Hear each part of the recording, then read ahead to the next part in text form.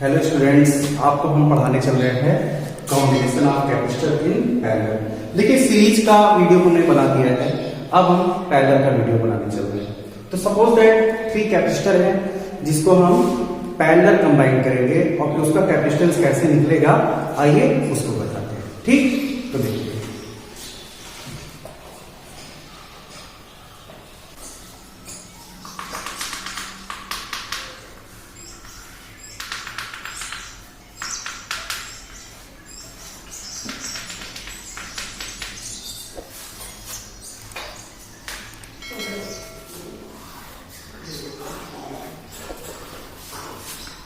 ठीक है बच्चों, ये 3 कैपेसिटर्स हैं, फर्स्ट, सेकेंड एंड थर्ड। इन तीनों कैपेसिटर का जो फर्स्ट टर्मिनल है उसको हमने पॉइंट ए से जोड़ दिया और इन तीनों कैपेसिटर का जो सेकेंड टर्मिनल है इसको हमने पॉइंट बी से जोड़ दिया। अब इसके बाद देखिए इस पॉइंट ए और पॉइंट बी को हम एक बैटरी से कनेक्ट करते हैं।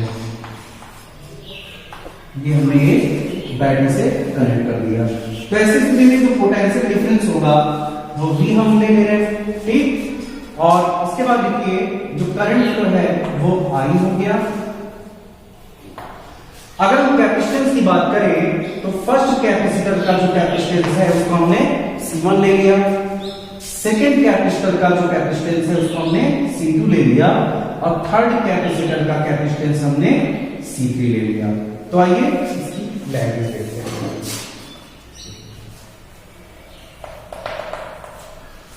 ध्यान दीजिएगा, let us consider 3 capacitor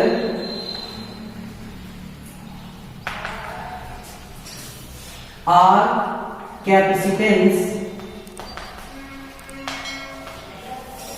C1, C2 and C3 are connected in parallel. ठीक है, अब इसके बाद देखिए ये तीनों पैरेलल ऐड हो रहा है, पैरेलल कंबाइन हो रहा है। तो ऐसी स्थिति में जो पोटेंशियल डिफरेंस होगा वो तीनों में सेम होगा। पोटेंशियल डिफरेंस तीनों में क्या होगा, सेम होगा। केवल अब यहां पर जो आई है, जो करंट फ्लो है वो तीनों में डिस्ट्रीब्यूट होगा, यानी जो करंट फ्लो होगा वो तीनों में डिस्ट्रीब्यूट होगा, यानी करंट फ्लो तीनों में अलग अलग होगा। और जब करंट तीनों में अलग अलग होगा तो अमाउंट ऑफ चार्ज भी क्या हो जाएगा, बदल जाएगा। तीनों पर जो पोटेंशियल डिफरेंस होगा वो सेम होगा लेकिन अमाउंट ऑफ चार्ज तीनों पे अलग अलग होगा। क्यों? क्योंकि करंट की वैल्यू तीनों में चेंज होगी। तो आइए सबसे पहले हम निकालते हैं जो टोटल चार्ज होगा वो क्या होगा। तो देखिए टोटल चार्ज ऑफ सर्किट, ये हो जाएगा बच्चों Q is equal to V into CP। यहां पर C for capacitance of capacitors और P फॉर पैरेलल कॉम्बिनेशन, इस चीज को रिप्रेजेंट कर रहा है। ये आपका हो गया इक्वेशन नंबर फर्स्ट। अब तीनों कैपेसिटर्स पर जो अमाउंट ऑफ चार्ज होगा वो कितना होगा, आइए उसको निकालते हैं। तो देखिए लिखेंगे चार्ज ऑफ फर्स्ट कैपेसिटर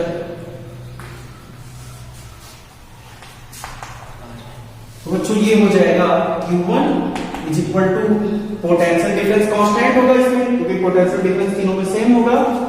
तो V इंटू फर्स्ट कैपेसिटर के लिए C1 हो जाएगा। ये बन गया आपका equation number first.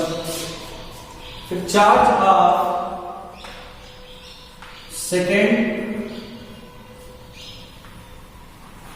Capacitor Q2 is equal to V into C2, equation number third, equation number second, equation number third. Charge of third capacitor Q3 is equal to V into C3, equation number 4।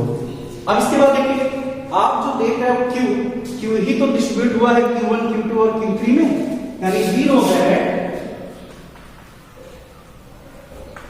we know that Q is equal to Q1 plus Q2 plus Q3। ये आपका बन गया equation number 5। अब आप क्या करोगे, equation number 5 में equation number first, second और थर्ड एंड फोर्थ की वैल्यू पुट कर देंगे इक्वेशन नंबर 5 में। Putting the value